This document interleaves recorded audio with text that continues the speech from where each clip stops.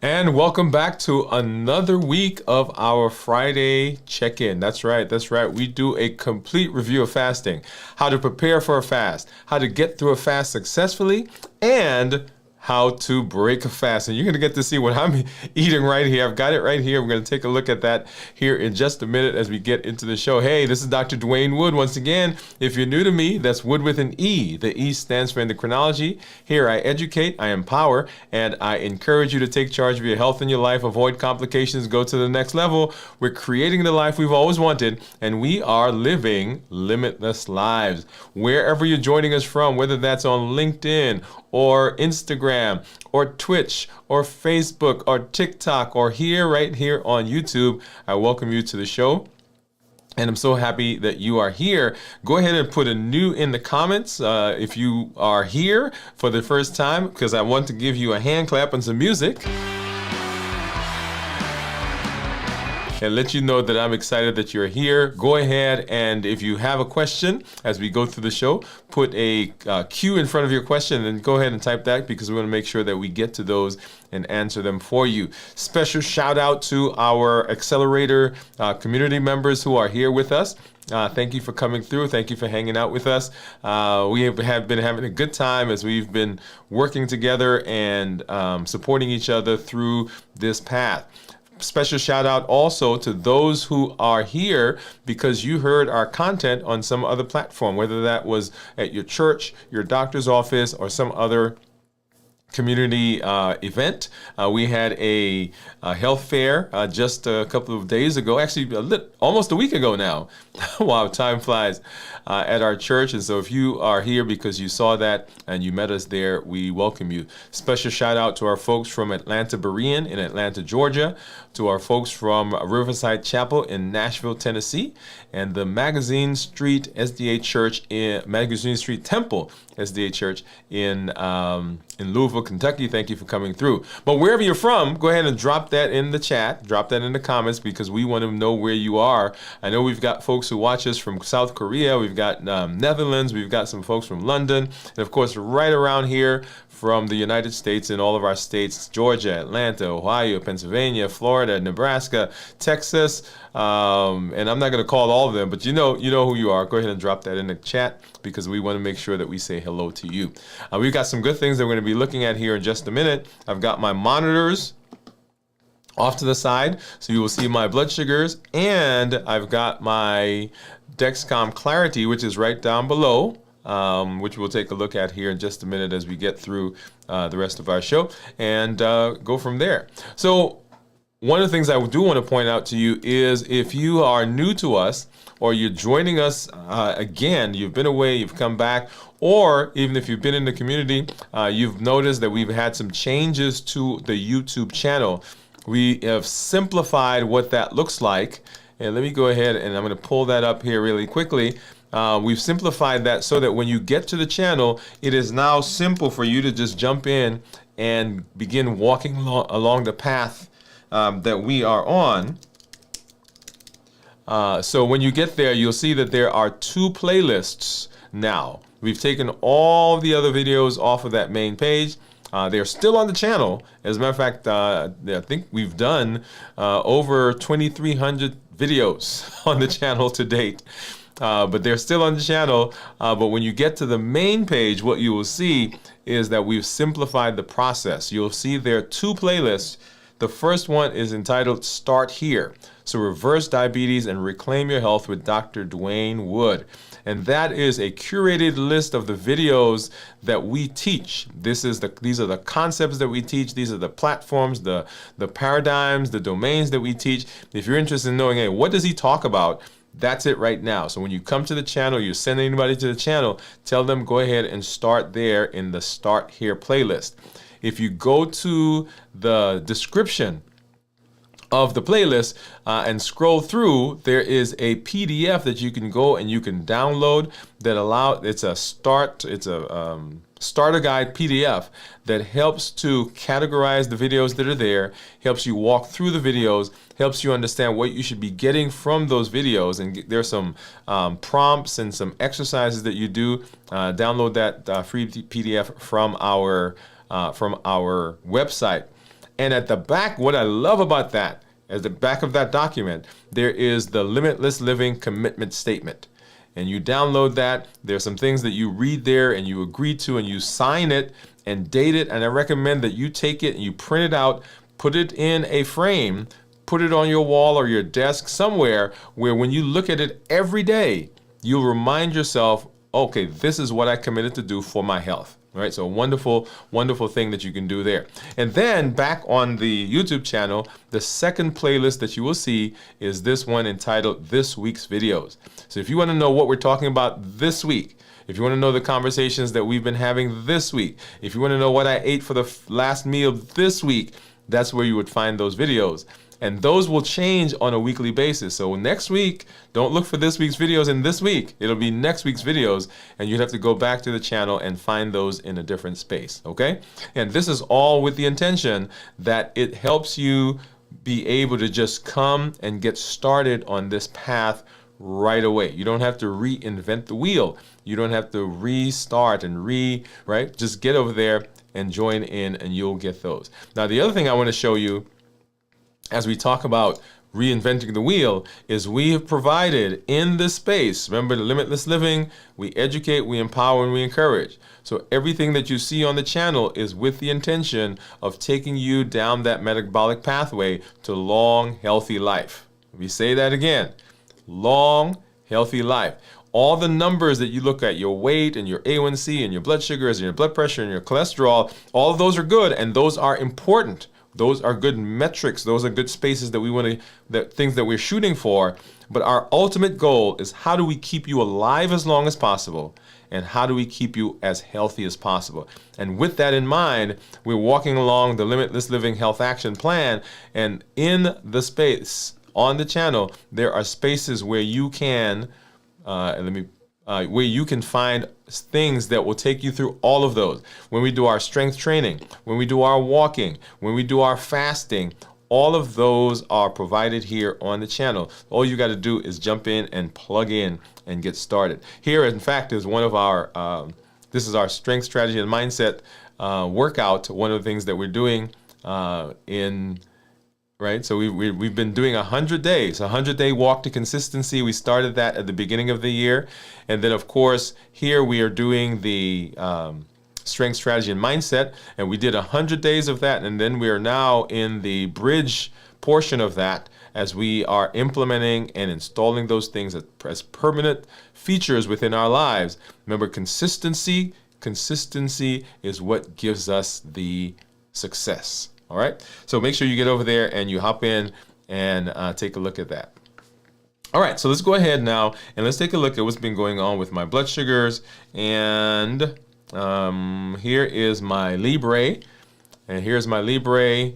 Right here, you see this is what my blood sugar is right now. Down below that, you'll see this graph, and that graph, you'll see a little break in the graph because I had to change my Libre earlier today. And that's what you see there. But if I take my finger, I can run it over those numbers. You get to see what those numbers are over the course of the last 12 hours. You see we started down in the 70s, and then 70s, up into the 80s, 90s, and then we got into the morning. And here's what I call the toothpaste effect. And right there I had to change the Libre, and then here we came back in. And we started going down, 70s, 70s, dipped below 70 just a little while ago, actually, and then now it's coming back up. What I love about this report is I can actually see what my time in range is, and we'll take a look at this a little bit more deeply when we look at my Dexcom Clarity. But for right now, for 7 days, it says that I am in target 98% of the time. You see that there. And 2% of those, 2% of the 100 is low, and that's usually when I'm fasting. So when I'm fasting, my blood sugar will dip below 70, and that's why you see it's not at 100%. If I go to the 90-day view, I'm in target 87% and 13% low. So you see that down at the bottom. If I go back and look at my average glucose, and you'll see that's my average right here on this line, and then I can go down and I can see what my numbers are divided by different times of the day. And I love that because it allows me to see, hey, is there a specific time where I'm having an issue? And we usually tell people we want their average blood sugar to be between 100 and 120, and you'll see there that I've been in the 80s, 90s, low 100s, which is great. Right? All right, so now let's move over and let's take a look at what the Dexcom says. And so this is my Dexcom G7, and it says that my blood sugar right now is 106. Just like we did before, I can take my finger and run it across down here on the graph, and you'll see, so we're in the 70s, 70s, 101, 102, 70s, 90s, up to about 118, and this is where this one went out actually overnight, and so I didn't change it again until this morning. Actually, at the same time I changed my Libre, and so here's about 7 o'clock. It says I'm 119, and that's following what I call the toothpaste effect right in there. So low teens, low 100s, 140, 129, 106. Okay. And so that's what that is showing right now. And let's go ahead and let's look at what my blood sugars are according to my monitor. So I've got a Keto Mojo, which gives me glucose and ketones. And then I have a Contour, right, which will give me just blood sugar. So let's go ahead and grab our container. I need a brown for glucose, and then I need a blue one for ketones. I need some strips for the Contour, and then I also need a lancet. All right, let's get that off the side there and get a strip out for the Contour. If I can get one out there. All right, and here we are. So we get that one in, and go ahead and we're going to open up, this is the one for the blood sugar for the Keto Mojo. Let's get that out and get that into the monitor. All right. And so right now, I am at 71 hours in. We're going to be 72 hours here in just a little bit. We're going to go ahead and open into the fast, that is. Go ahead and open this one up. And this is the ketone. And I go ahead and open that because this is the one that always gives me some challenges getting out. So I want to make sure I don't have to do a second finger stick. All right. And so here's my lancet. And I'm going to go ahead and get a poke. Get a finger stick right there. Ow, ow, ow. And that should give me a good, yep, there it is, a good brisk bleed. Get that started. Get that started on the on that one, and let's go back so you can see what the numbers are. So blood sugar is 74 according to the Keto Mojo, 82 according to the Contour, and of course right there you'll see according to the Dexcom I'm 106. If I move back here, this is the Libre, and you see right now it says 75. So the Libre is more in keeping with what these guys are right now. Now I need to go ahead and keep that flow of blood glowing because I need another drop. And let's switch out for the ketone. And what do you think my ketones are going to be, by the way? Notice that we've had some fluctuations there. Let's get this one started. All right, there. Okay, that should be good. All right, so what do you think that's going to be? Let me move this down a little bit so that's a little clearer. So 5, 4, 3, 2, 1. And ketones are 0.8. 0.8. So while that's doing, let me go ahead and I'm going to pull over the Keto Mojo and get that synced up so we can see what that is. And so when we talk about ketones that are 0.5 or less than 0.5 are considered normal. 0.5 to 1.5 considered nutritional ketosis, and then above 1.5 considered therapeutic ketosis. So let's go ahead and let's take a look at this. So this looks like it's synced, and let's go here. So we're looking at these three numbers, right? So that big number that's in the circle, and then the glucose, which is 74, and then the ketones that are 0.8. And so the GKI, which is that big number, is a ratio of glucose to ketones. Glucose to ketones. And we want that number to be low. We want our glucose to be relatively low, right? And then we want ketones to be high. So in this case, my ketones are in the nutritional ketosis range, which is 0.5 to 1.5. Remember, below 0.5 is considered normal. And then above 1.5 is considered therapeutic ketosis. And so when we're talking about doing a ketogenic diet, talking about fasting so that we can get into ketosis, when we're talking about fasting mimicking diets, right? So we want ketones to be 0.5 or higher. And with the fasting mimicking ones, I'm going to take that one out for now. Let's just talk about fasting and ketogenic. We want our ketones to be 0.5 or higher, because at that point we know that we're definitely burning fat as calories. All right, and then let's go ahead and let's hop over and let's see what is going on according to my Dexcom. So let's hop over here. And so here's my Dexcom Clarity Report, and here's my 14-day average. So for 14 days, my average blood sugar has been 108. And once again, we tell people we want their average blood sugar to be between 100 and 120. And so that's right in keeping there. If I look at my time in range, it's 100%. And that is a range from 70 to 180. And my glucose management indicator is 5.9. So if I were to get an A1C based on these set of blood sugars that I've had for the last 2 weeks, I would expect my A1C to approximate a 5.9. Now, I can't call it an A1C because it's a calculated number. We did a show several weeks now ago where I went through my own personal labs that I had done when I saw my doctor. So go back and watch that. You get to see what my A1C was over the last 90 days. And now if I switch over to look at the 90-day view for this, my average is 113. All right, so still keeping in that 100 to 120. My time in range is 98% with 1% less than 1% low.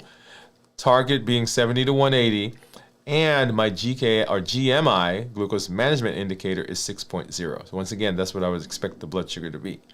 Now, if I go over and we can actually look at the actual numbers over the course of the last several days, and I want to go back and start right here, which is where we started our fast. If you've not seen the show yet, the pop-up live that we did when I ate my last meal, go ahead and watch that, and that you'll have some context as to what my blood sugar should be based on the meal that I ate. All right, and we'll talk more about that as we get into our fasting review. So finish eating here, and then watching these numbers over the next couple of days. We want those numbers to not be spiking up too high, and so we're staying now in the low 100s down into the 90s. Going into the next morning, we're in the low 100s, 90s, 90s, 90s. And right down here is where I call the toothpaste effect again. So I brush my teeth, and because there's sugar in the toothpaste, so the blood sugar pops up there to 120. So we went from down from a 99 at 6 and up to a 122, and then started coming back down over the course of the day, dropping down to the low 90s, sometimes into the 80s as we got it later in the day. So that's that next. And right here, by the way, let's see, where are we? Right in here is 24 hours. So 24 hours after I ate my last meal is where that is. Going into the next day, coming into that morning with 70s and 80s, and right about 6 o'clock again, we see the spike we got up to about 110 right there. And then coming back down over the course of the day into the 80s, 80s, 80s, dipping down into the 70s, right? And this one, I'm not sure what happened right there. And then down 109, 109, and that was last night. And right here would be 48 hours, right? So right there is 48 hours at 81. And then coming into today, right, into the one, oh, that spiked up a little bit there. And so here's where my Dexcom ended, and I didn't restart that until this morning.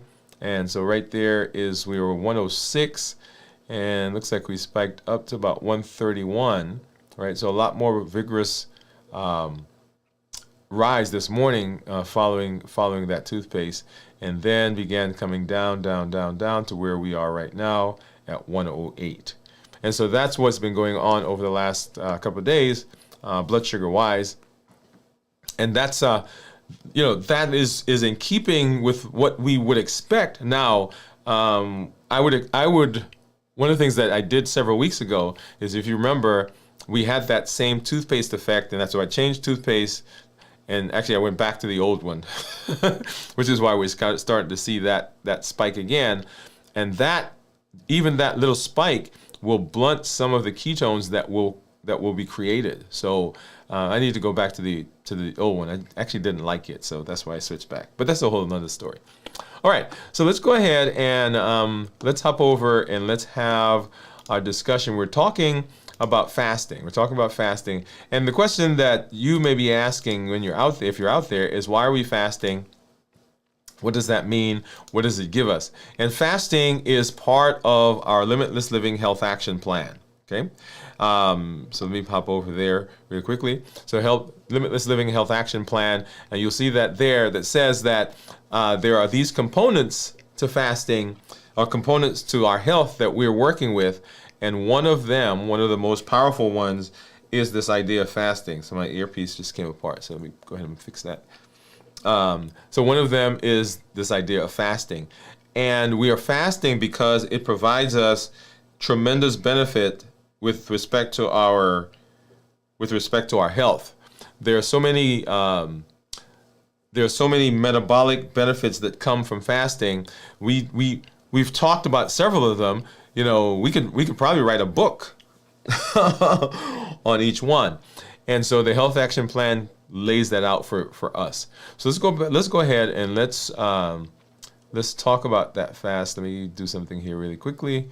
Let's see. Yeah, here we are.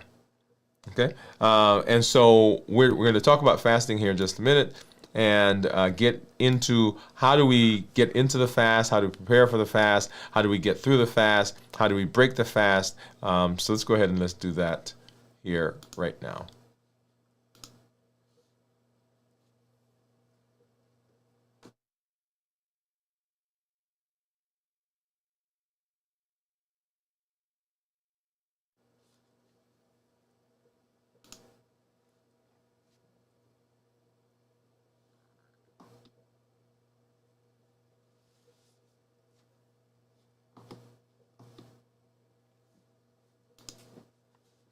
All right, so fasting.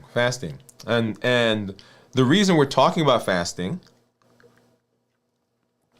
is because we are using fasting as a tool. And anytime you have a tool, you want to know everything about the tool, how to use the tool, when to use the tool, what you should get when you're using the tool, okay? So we're breaking fasting down as a tool, and as I started saying, we are using fasting because fasting is a part of our Health Action Plan. Remember, there's 7 tiers: walking, fasting, strength training, balance bites, rest and recovery, mental mastery, and of course structure and planning. And as part of that process, we're using fasting as one of those tools. And we're not going to take time to go through all of those right now. Come on back. We as we do our blueprint series, which is coming up, we'll be putting those in perspective as we talk about finishing strong. How do we finish strong? So what are the benefits of fasting? Fasting has an amazing ability to do 3 things. Number 1, decreasing insulin. Pause. When we talk about metabolism, which is the conversion of our food into energy, anything that happens along the process of that conversion can cause dysfunction within our metabolism. So fatty liver, obesity, high blood pressure, metabolic syndrome, putting us at risk for heart disease, so on and so forth. So that is what goes on in metabolism. And underlying a lot of that is what we call hyperinsulinemia. That is elevated insulin, where our body is making a supra dose of insulin because there's some dysfunction with how our body is regulating sugar, which is the big thing, and the things that we're eating. So because there's dysfunction, this hyperinsulinemia, one of the very first things that we want to do when we're writing, correcting, improving the metabolism is we want to decrease the amount of insulin that's in your body. Either that's your body's making it, or you're taking medications that are doing it, or you're actually taking insulin as a shot. Now, you're probably sitting out there, if you're not diabetic, and say, well, I'm not diabetic, so this doesn't affect me. It actually does. Because in order for your body to maintain good blood sugars with the type of diets that we eat sometimes, it has to produce a super amount of insulin to keep those blood sugars normal. So when you go to the doctor and they get your labs done, the numbers are fine. But why or how does the body keep it fine given what the diet is? And it's doing that because it's producing an extra amount of insulin. And that insulin is keeping it down. But the elevated insulin causes a problem, causes lots of downstream problems, right? That dysfunctional metabolism. So number one, when we fast, we decrease our insulin because when we're fasting, our body has a better ability to use the insulin that's on board to regulate the sugars that are already there so it doesn't have to make more or I don't have to take any more medication. Number one. Number two, suppressing the appetite. The appetite is what drives us off course most often in terms of our health and the things we've decided to do in terms of our food. And so if we decrease the appetite, as a matter of fact, I'm thinking now of a patient of ours who we've been seeing her for a while, and she used to come in and wanted to lose weight. We talk about weight, and she said, Dr. Woode, if you can help me not be hungry, then I would lose weight. And we've spent time here talking about the difference between psychological hunger and physical hunger. But it is the appetite that drives often the things that happen in our health, and being able to suppress the appetite is great. Now, insulin, by virtue of how insulin works, insulin is a storage hormone, so we put on weight. Insulin also has the ability to stimulate the appetite. And so when we decrease insulin, because we're fasting, the insulin goes down and our appetite also goes down. The stimulation of the appetite goes down. So decreasing insulin, suppressing appetite, and then the third pillar is to reduce sugar. So when we're reducing sugar, because we're not taking anything in because we're fasting, when we're reducing sugar, our body doesn't have to produce as much. We don't have to take as much medication. We don't have to take as much insulin. And so that whole process now begins working together. So we've suppressed the appetite or decreased the appetite. We suppress the insulin, decreases the insulin, suppress the appetite, and now we're reducing the sugar. So all the things that predispose us to dysfunctional metabolism, predispose us to diabetes, predisposes us to high blood pressure, high cholesterol, fatty liver, all those things now we've encapsulated those and we've improved them because we're fasting. So that's the power of fasting. And that's just a component of the benefits that we get from fasting. Not to mention all the other things that come along with it. Okay? So why do we fast? That's why we fast, because fasting is an amazing tool that gets us all of those benefits. Now, when I talk about fasting, the question is, why are we doing it? that was it. And so what we're doing right now is we're doing a fasting review. What do you need to know as you're fasting? As we talked about, when you fast, when you use a tool, you want to make sure that that tool is being used properly. And so when I talk about fasting, I break fasting up into three components. How do we prepare for the fast successfully? How do we get through the fast? And then how do we break the fast? And you'll get to see here in a little while what I'm using to break my fast, because I've got my plate right down here. But let's go ahead and let's start with talking about getting or preparing for the fast. So what does that mean? What does that look like? And what is it? What is it? How do we get ready? Well, the question is why preparation is key.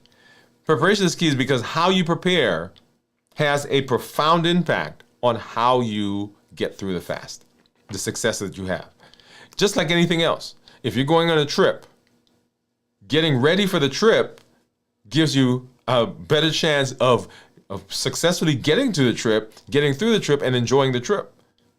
If you're building a house, the way you prepare the land, prepare that you got all the contractors who are coming through, the preparation sets you up for success.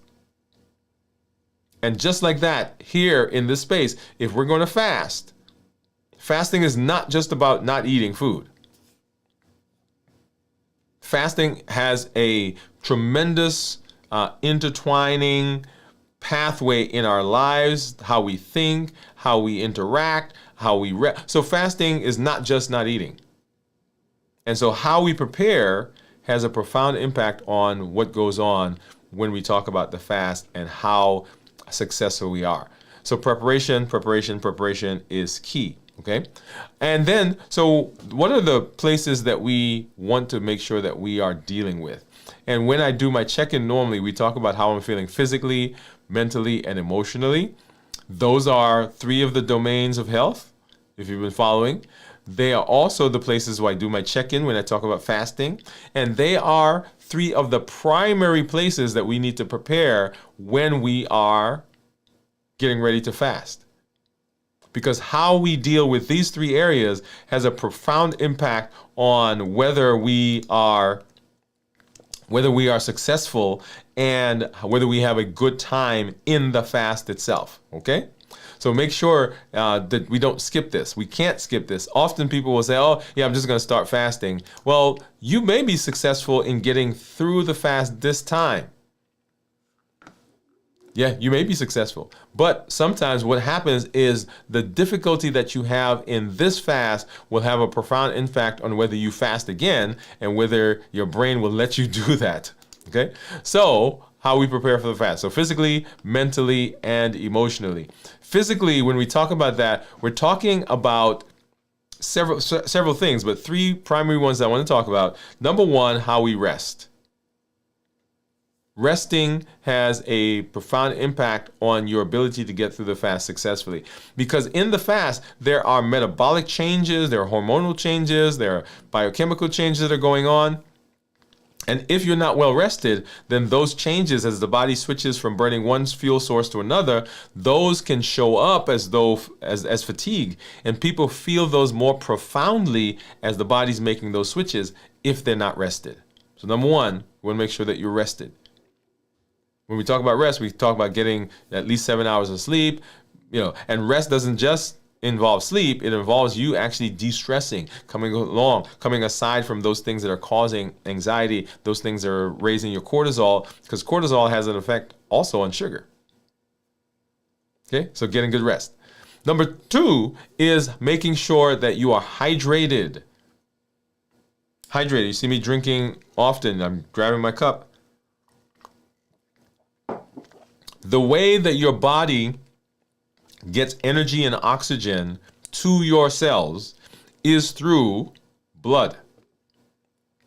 And blood is carried in the volume that's in your body. So if the carrying capacity goes down because you're dehydrated, then the body begins having issues. Like what? Well, if I have less carrying capacity, less blood, because my volume is down, then the body has to speed up the process of the volume that's there. So you feel that like palpitations, feel like your heart's racing or skipping a beat. because everything has to go faster to get the same amount of energy to the cells. So when volume goes down, we begin feeling that. Also, if my volume is down, when I stand up normally, everybody, what happens is the blood begins going to your legs, pools, and then your body squeezes that back up, and it goes back up into the heart and back up into the brain. Well, if the volume is down, when you stand up, there's not an immediate response. So the body's trying to do that, but because the volume is lower, it doesn't get there right away. And so you can feel lightheaded, you can feel woozy, right? And that's because of dehydration. Also, the electrolytes that go along with hydration, making sure that you have that in place, because often when people are not eating, they also are not thinking about drinking. And then the third one is the things that we're talking about physical now, right? So physically, mentally, we haven't gotten to mental yet. The things that we eat. When you eat, the things that you eat cause hormonal changes in your body, cause, of course, calorie changes in your body, and definitely cause blood sugar changes in your body. And so our goal is when we get into the fast, that we get to the fast, we get into ketosis as quickly as possible, and we begin burning fat. We begin improving our metabolism, getting more insulin sensitive. We get autophagy that's going on, so the body's cleaning itself up. And if my blood sugars are high,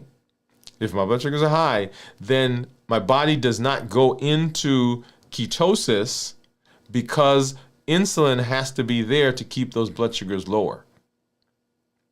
And remember, insulin and ketones can't exist in the same space for long. It's kind of like matter and antimatter.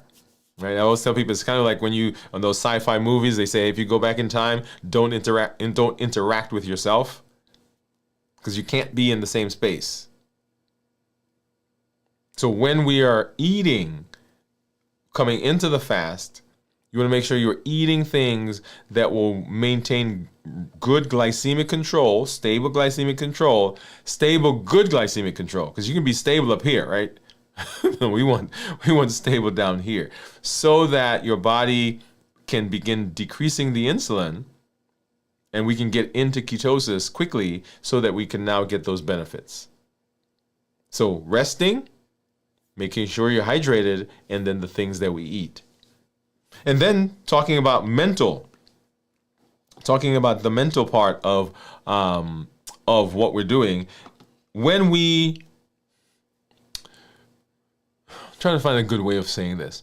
There is this idea that the lenses through which we see the world have a profound impact on how we behave. And that is so true. Our understanding of something will dictate and affect how we behave relative to that thing. There's this crazy story, and I'm not sure if it's a true story, but I hear it all the time. You know, they tell it at churches, they tell it in motivational speeches and so forth. But it's this father is on a train or on a vehicle, a train, a bus, something. And his kids are like wreaking havoc on the train. He's just sitting there and he's quiet. And there's somebody sitting next to him, and they're fussing about, him letting the kids do whatever they're doing.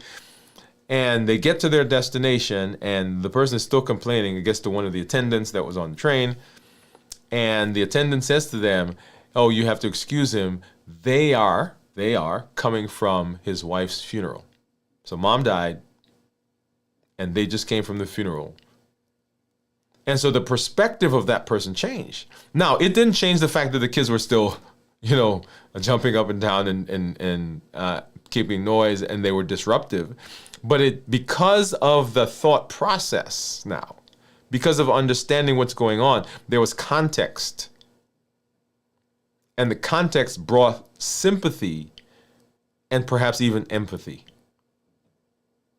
So how we see the world, the frame shift that we put to the world affects how we behave. Remember, things will happen in your life. Things will happen in your life. And those things don't have an immediate effect until you give meaning to what that is. People can say whatever they want, but until you give meaning to the words, there's no effect yet. People can behave in a certain way, but until you give meaning to that, there's no effect. In fact, somebody steps on your toes and it's painful, but you don't respond in a way yet. You may want to respond. If somebody says, hey, I'm sorry, man, I didn't realize, right? All of a sudden, you're good. It still hurts. But if that person is like, with, nonchalantly and without any remorse, then you respond in a different way. Why? Because the definition, the meaning that you attached to that action changed. And so when we attach meaning, then meaning drives our emotions. Emotions drive our behaviors. Behaviors drive our actions. And actions ultimately are what give us the result. So when we're thinking about fasting, the way we think about fasting, the way we think about the world around us affects what's going on. And this is a great time to talk about the heat model, because the heat model, and we'll talk more about it here in just a minute when we talk emotionally, the heat model is a way of understanding what the buttons are that push, what the things are that push my buttons. So as I get into the fast, I want to mentally prepare for that. I want to understand that there are going to be some things that are going to show up, because normally I use food as a buffer. I use food to calm myself. I use food to distract me. I use food. There's all kinds of stuff I use food for. But remember, you won't have food during the fast. And so how you think about things, your concepts, your way of dealing with things, very important. Do you have the skills that you need? Do you have a way of dealing with emotions? Do you have a way of dealing with people? Do you have a way of dealing with this? Do you have a way, right, mentally? And then, of course, emotionally. And emotionally. So here's the thing. The emotions are kind of like a roller coaster. Have you ever been on a roller coaster? Yeah, I've been on one. And the idea is that the roller coaster is going along, and then at some point in all of the roller coasters, there's a point where it climbs, and it gets to that top, right? And it's coming down the other side. Now, you could be at the top and you could decide all you want. Hey, you know what? I don't want to go down. But guess what? You're coming down because you're on the roller coaster, you're in the car, and just the momentum of what's going on is bringing you down the other side. The same thing with emotions. Often we will let emotions do what they want, and we'll get up here. We'll be so frustrated, so mad, so anxious, so worried, so depressed, right? So we get up here and then we try to stop it. But guess what? It's coming down the other side. So if you've decided, hey, I'm going to fast, and you let those emotions ride, and the emotions are saying, no, we're eating, guess what? We're going to eat. So our goal is to not let those emotions get up here. And if it's heading that way, how do we blunt it? How do we circumvent it? How do we deal with it?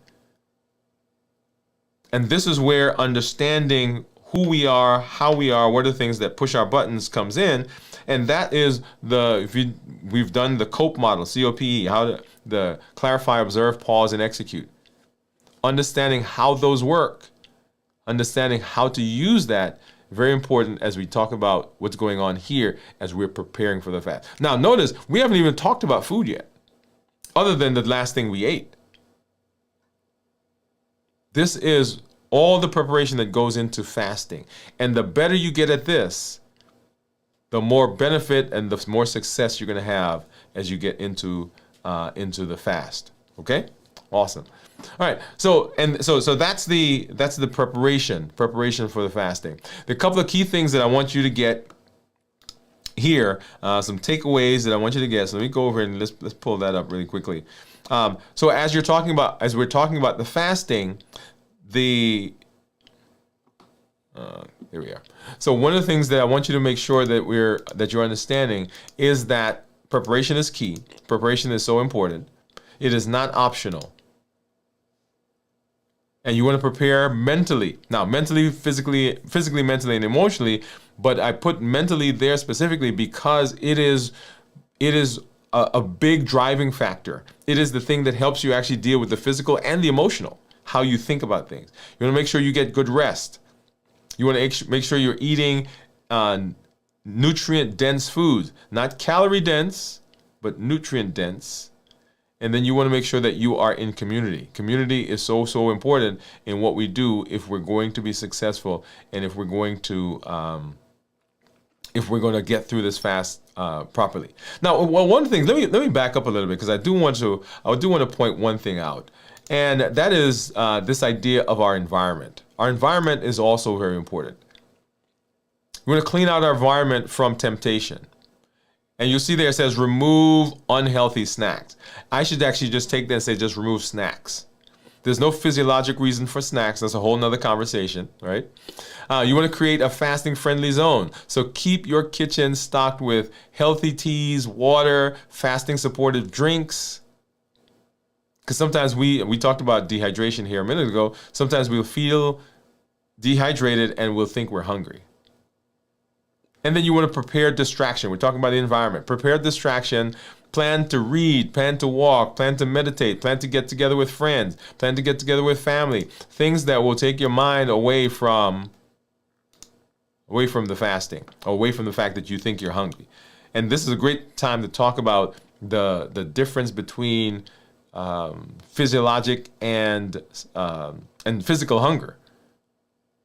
Often what we're feeling is not physical hunger. It's all up here.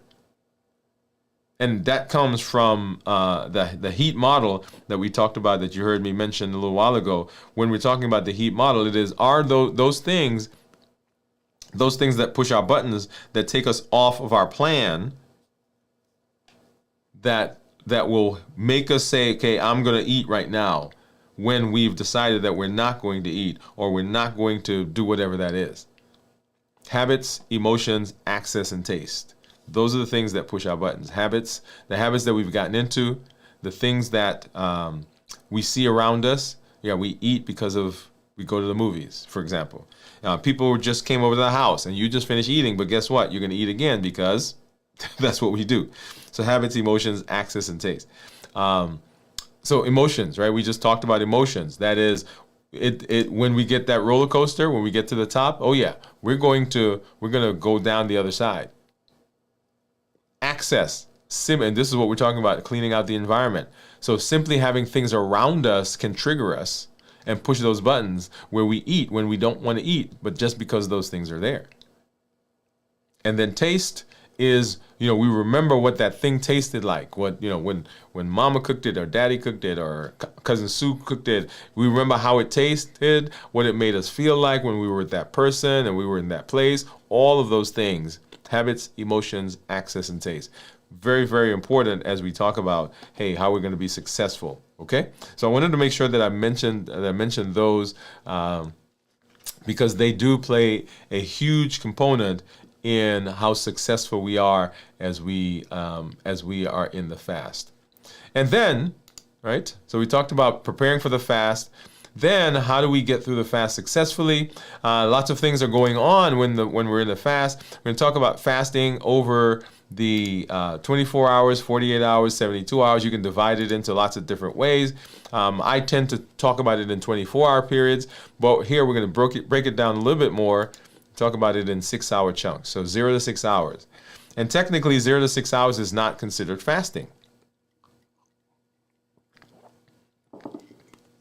It's considered the postprandial period. So that period during or after you're eating, when your body is just taking all the food that you ate and is processing it, is digesting it, is breaking it down, it's shuttling it away to different places that it needs to go to, whether it's the liver or the fat cells, or is going to use for energy, wherever it needs to go. That's what's going on in this postprandial period.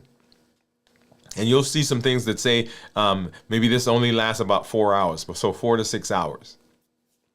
Energy levels are high, glucose levels or blood sugar levels are high, insulin is high because you've just finished eating. And this is an important phase as we get into the fast. We talked about preparation for the fast. The foods that you ate before this have a profound impact on how long this period is. So the more the body has to deal with the things that come from the meal you just ate, the longer this period is. And if this period stays long, then we don't get to get into the ketosis that we want readily and as swiftly. So we want to shorten this period, then what we got to do is we got to eat some stuff that doesn't cause those big spikes. Right? So that's the 0 to 6 hours. And then 6 to 12 hours is the early fasting stage. Insulin levels are starting to go down because blood sugar levels are going down. And we said earlier that fasting lowers or decreases insulin. And this is one of the ways that it does that. When that blood sugar goes down, the insulin levels begin to going down. And then there's a signal that comes that says to the body, hey, I've shuttled everything away. My blood sugar is starting to go down. Now let me go back and let me get some of the stuff that I was storing out of storage so I can begin using it. Whether that's for energy, whether for building blocks, for any of the things that are going on in my body, let's go ahead and do that. Okay? The postprandial period, 0 to 6 hours, and the early fasting stage, 6 to 12 hours. And then we get to where we're transitioning to using fat. That's the 12 to 18 hours. And in this phase, the glucose levels continue to go down, insulin levels continue to drop, and my body now begins saying, remember, insulin and ketones can't be together? Yeah, and they can't be there because the body, the insulin, will prevent me from going to burn fat to make ketones. So as my insulin levels begin going down, now my body starts looking at the fat cells and say, hey, let's go burn some of that stuff right there. And this is once my my liver has used up all the glycogen that's there, right? And that usually takes about 24 to 36 hours. So once again, there are these phases. Right? So if we prolong a particular phase, then the time that we spend in ketosis may not be as much as we think. Right? So people say, well, I fasted for 24 hours. Well, if it took your body, 20 hours to get through these phases, then you're only really in the fasting, quote unquote, ketosis for 2 hours. Well, 4 hours if you did 20 hours. Okay? And then moving on to our 18 to 24 hour period, and ketosis is there. Ketosis is going. Glycogen stores have gone or nearly depleted from the liver, because remember, it has to go through that first before it burns the fat.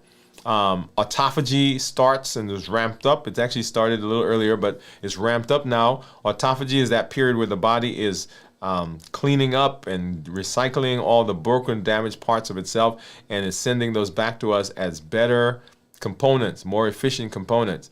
That all happens as part of fasting. That's why people talk about improvement in neurodegenerative diseases like Alzheimer's, or improving neuropathy, right? Or decreasing cancer risk, or having better responses to chemotherapy for those people who have cancer. Immunity improves. Inflammation goes down. All of that's happening during this period. And the way to get through this fasting, understanding these things are going on, once again, the same thing as when we started the fast. How we prepare for the fast? We make sure we're getting good rest. We make sure that we're hydrated. We make sure that we're distracted. We make sure that we're cleaning out our environment so that we don't have those triggers. Understanding what our triggers are. Using the COPE model to get through when things do trigger us. Understanding this, so clarify, observe, pause, and execute. Understanding that you're not hungry, right? So I'm not hungry. So what is this that I'm feeling? That's the clarification. Observe, where am I feeling it in my body? Because that may give you a sense of what emotion it is. If my stomach is churning, maybe I'm anxious. If I'm all closed up, maybe I'm sad. Right? If my top of my head is hot and my ears are hot, maybe I'm mad. So what is it? Observing, where is it in my body? Because that tells me what's happening. What emotion do I feel? Then I can deal with the emotion. And then pausing. Pausing is that process of taking a breath, of breathing, deep breathing. Remember box breathing? We learned about that. Or counting to 10, or going out back and lifting some weights. We're pausing to give our prefrontal cortex the ability to take over from the amygdala, because the amygdala is that part of our body or our brain that's ready to fight or ready to move from danger. And often it's the moving from danger, which is eating, that we default to. So we're pausing, letting that part of the brain make a decision for us. And then we execute. So we do something other than we normally do. So we normally eat, but we can't eat because we're fasting. So what else am I going to do? And in that case, you have to have had a bag of tools that you've worked on, that you've practiced, so you can stick your hand in that tool bag at any point and pull something out so that you can do that other than eating. A minute ago, I mentioned working out. So that's one of my in the bag things. That's one of my execute. The breathing. The grounding activities that we do, if you've been following us on our show, right? Strength, strategy, and mindset. The grounding activity that we do at the end. The breathing that we do at the end.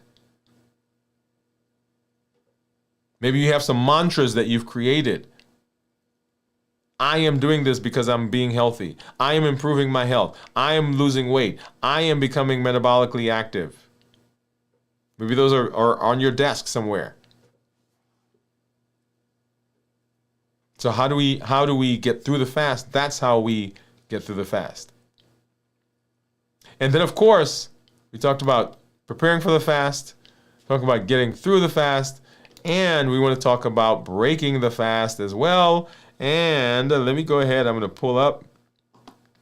I'm going to pull up my plate here so we could see what I've got on the menu. All right, let's get back here.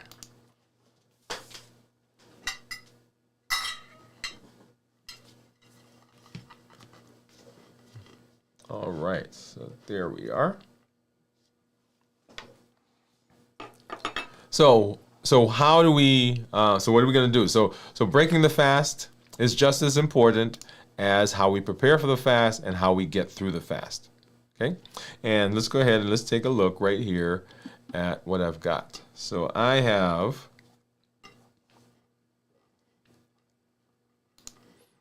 So this is my plate. This is what I've got. And this is a salad, and we'll walk through the salad in light of the balanced bites, which is the concept that I want you to always be mindful of. This is how we eat. It's not a diet. It's not a list of foods. It is the concept that takes us through the fast. And in fact, it is the concept that you should be thinking about anytime you're thinking about food. Right? But before we get there, before we stay there, let's hop back over and let's talk a little bit about the fasting. And so once again, preparing for the fast, getting through the fast, and then breaking the fast. And so when we talk about breaking the fast is important, and it's important to talk about that because there are some key tips that I want you to get. So as we come to the end of the fast, you want to make sure that you are monitoring. One of the reasons for monitoring blood sugars, monitoring ketones, is to understand what the food that you're about to eat or the food that you're eating is doing. Even when this is not related to fasting, in your regular normal day, in your regular normal life, as you're working on metabolism, I recommend that people also monitor their blood sugars and monitor their ketones. In fact, just yesterday I was talking to someone about ketones and talking to them about monitoring, because the idea that we have about blood sugar is that if my blood sugar is normal, then everything else is okay. And that's okay for sugar.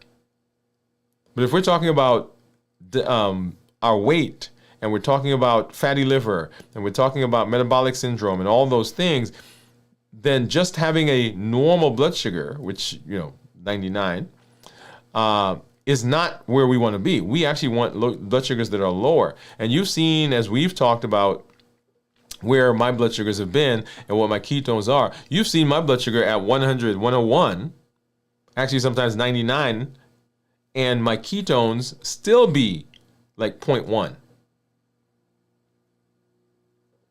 Because in order for my blood sugar to be where it is, 101, then my body has to make insulin to keep it at that level.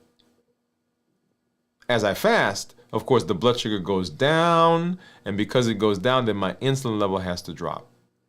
So monitoring allows you to see what different foods, different activities, rest, your emotional state, it allows you to see how all of those affect your blood sugar. So that's why that's important.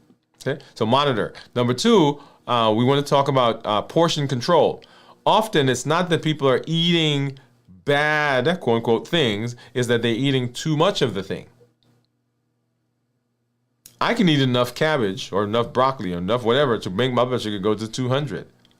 Oh yeah, you can. But I thought broccoli was good for you. It is good for you, but anything in excess causes problems. So portion control. So when you go to the restaurant and they give you that plate, it doesn't mean that that's a portion. That's what they're giving you. Often the portion is much less than they give you. Unless you go to certain restaurants. And I've been mad at those restaurants because they gave me, I was like, this is not a portion. I tell you that. Because it's too small. And then you want to eat slowly. It takes about 20 minutes for the signal to get from your stomach to your brain that you're full. So if you're not eating slowly, if you're just going at it, then you end up eating a lot more, much faster than you would if you slow down. That's why I start with a salad. We'll talk more about that in a minute. And then you want to avoid sugary processed foods. When we eat highly sugary foods, highly processed foods, then the body blood sugar goes up, which should make sense. When the blood sugar goes up, my body has to produce insulin. And insulin right there causes weight to go up. It stimulates my appetite.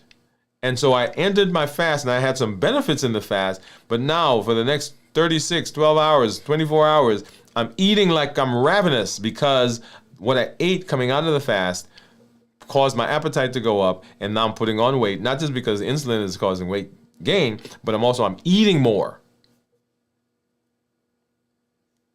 Right? So you want to make sure that you are doing a good job of what you're eating. And let's go ahead and I'm going to pop this up because this is an idea. This is how we should be eating. The things that we're eating for our meals, post-fast, how we break the fast, are actually the same things that we should be eating in a general sense. Balanced bites, whole foods, minimized processing, no added sugar, lean protein, healthy fats, starchy, non-starchy vegetables, appropriate portion sizes, tasty and flavorful. That's how we should be thinking. Notice, there's not a list of foods there. There's not a do or don't. This is the concept of how I'm going to eat. And so if we look at this meal that I have here, let's walk through that together, right? So whole foods, and so this is a salad that I made. So whole foods, so most of the things here are whole foods. We got some processed things, the cheese, and we have got the dressing. Right, so I've got some, what kind of cheese? I have some feta cheese, I've got some cheddar cheese, and I've got some Parmesan cheese on here. And then the dressing, of course, is processed. So whole foods, minimized processing, no added sugar, and once again, the only thing that probably has the sugar in it is the dressing. Lean protein, so I have here, this is some jerk chicken that I made. Right, so lean protein. Healthy fats, I've got some cheese. Well, go back to the protein. So protein, I've got some garbanzo beans, and right in here, there's some sunflower seeds as well. Okay, so lean protein, healthy fats. Starchy and non-starchy vegetables, leaning more towards the non-starchy. And so there are no starchy vegetables in here. I've got some cauliflower. There's some baby spinach. I've got some lettuce under there. Oh, I've got some cabbage under there as well. I've got some cucumbers. And usually tomatoes will cause my blood sugars to spike, so I have some there. It just adds color, but I'm not going to eat a lot of those. Portion size. Yep. Oh, I forgot here. So I've got some avocados. So that will give me healthy fats as well. So lean protein, portion size, and tasty and flavorful. Yeah, buddy. I'm getting ready to dive into this. Okay. So when talking about putting together our meals, that's how we want to begin. That's how we want to think, not just about the meal that we're using to break the fast, but the meals that we're eating in our eating windows as well. That's the concept that we want to use whenever we're thinking about food. Now, I want to point out that doesn't mean that you're never, for example, if we go back to Balanced Bites, let's do that really quickly. If we go back to Balanced Bites does not say you cannot eat things that are not whole food. It says whole foods first. So if you're sitting at a table and you're getting ready to get a meal, the things you should choose first are the things that are whole foods. Often what we do is we choose the non-whole foods, things that are highly processed, high sugar, and when we eat those, it stimulates the appetite so much that we actually never get to the whole food stuff. And we're ravenous. So whole foods first. Then you can go back and have some of the other stuff, okay? But whole foods first. All right. Okay, and so when we talk about breaking the fast or ending the fast, we want to make sure that we're doing that. So monitoring blood sugars, watch our portions, eat slowly, and then avoid highly processed sugary foods. And then just some things to consider as we are talking about ending the fast. You want to consider these, right? So when breaking your fast, choose foods that help maintain stable blood sugars, but they provide nutrition. They're gentle on the digestive system. So don't sit down for the first meal and eat like a 12-course meal, if there's such a thing. You want to focus on low glycemic index foods. Those are things that are less than 50 GI of 50 or less. Lean proteins, healthy fats, and hydration. And those kind of keep in are in keeping with what we talked about a minute ago when we talked about Balanced Bites. That is how we get through the fast successfully. That's how we start the fast or get ready for the fast, how we break the fast, and how we get through the fast successfully. Okay? And you want to make sure that you're doing that. Make sure that you are going through that process, because that is how you're going to be successful. That's how we use fasting as a tool. Remember, it's a tool. That's how we use fasting as a tool to get us where we need to be. And that is how we fast successfully. Yeah.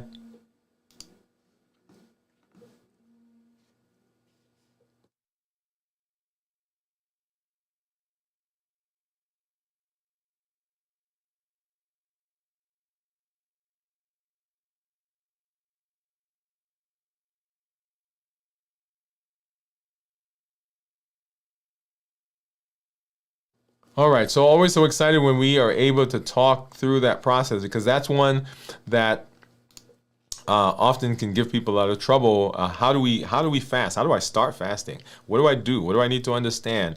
And that lays that out for you. This would be a great for people who are in your life who are interested in fasting. This would be a great place to bring them on Fridays. We do a fasting review every Friday. We'd love to see you come through. I do see. Let me pop over and say hellos from the comments. Hey. Let's see. We've got Kenty. Kenty says, hey. So, smiley face. Hey, Kenty, what's up? How are you? And Kenty said, ha. Looks tasty. Yes. We're going to eat it in just a minute. Let's see. I'm at 24 hours. Okay, 24 hours. I love it. Gotta love the avocado. Oh, man. Those are one of my favorite things. And then says, almost time to break the 72 hour. That is correct. And here we are. That's right. We're right here. Okay, so we're going to break the 72 hours right now. Right now, Kenty. Let's do that. Let's see. I'm going to come back over here. Actually, let's do this one. All right. Ready? Here we go. Avocado first.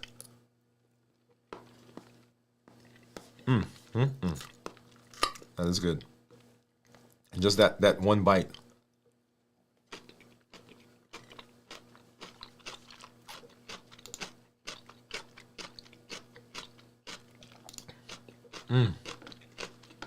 That is good.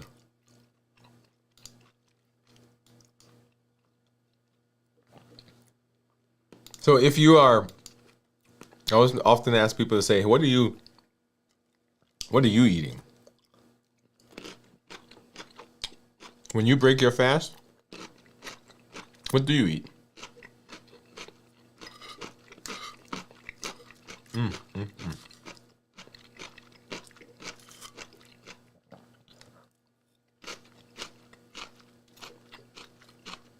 Cauliflower, crunchy, I love it.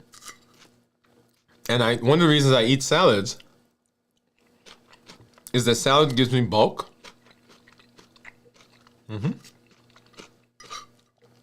It helps my stomach stretch.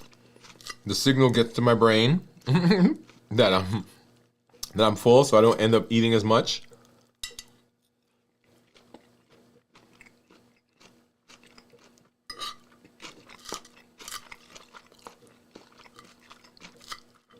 The fiber that's in there helps me to stay fuller longer.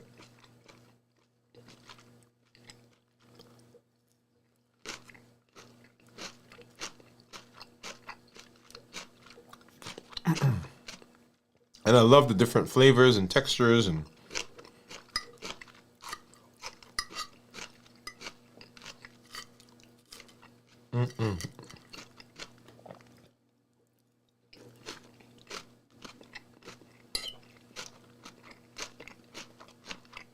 delicious.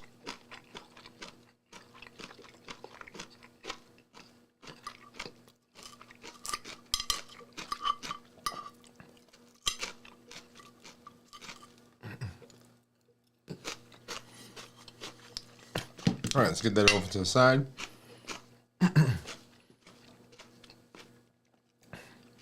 So, as we continue in our space, I want you to remember that everything we do is based on the Triple E formula for success. We educate, we empower, and we encourage.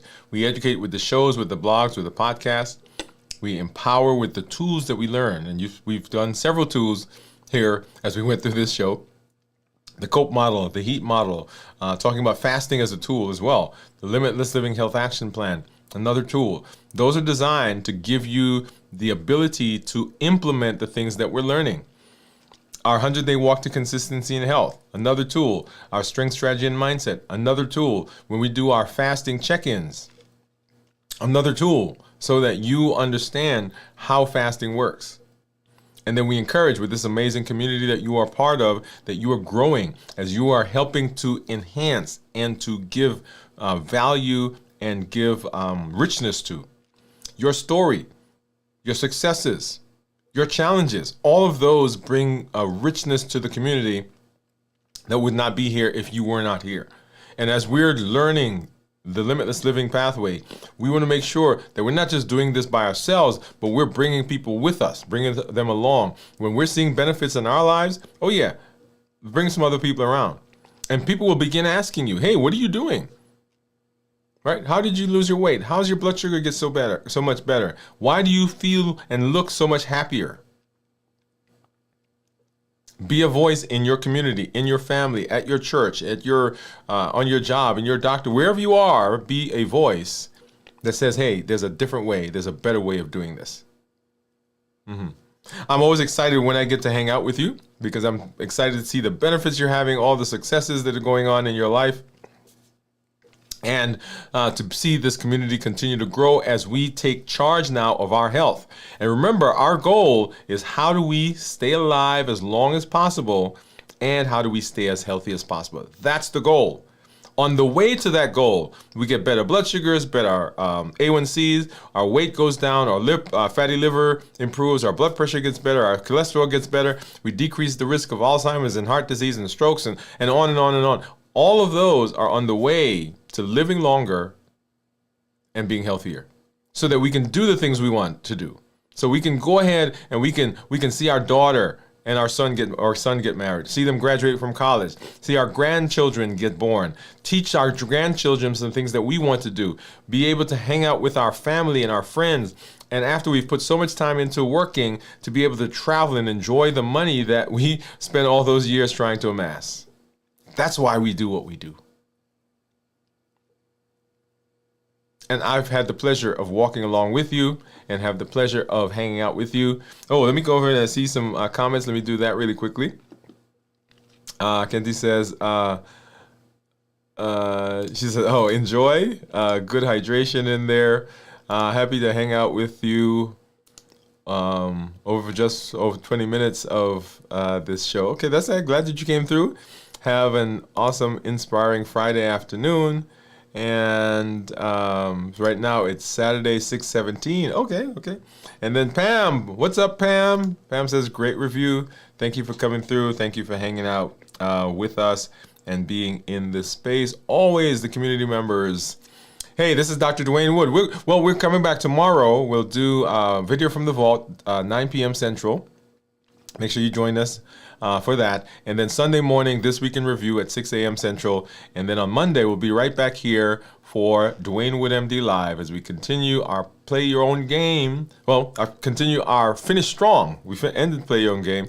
We continue our Finish Strong series, this bridge that we're doing as we move into the Blueprint series that's coming up as we start into the next month. All right. Thank you for being here. This is Dr. Dwain Woode. That's Woode with an E.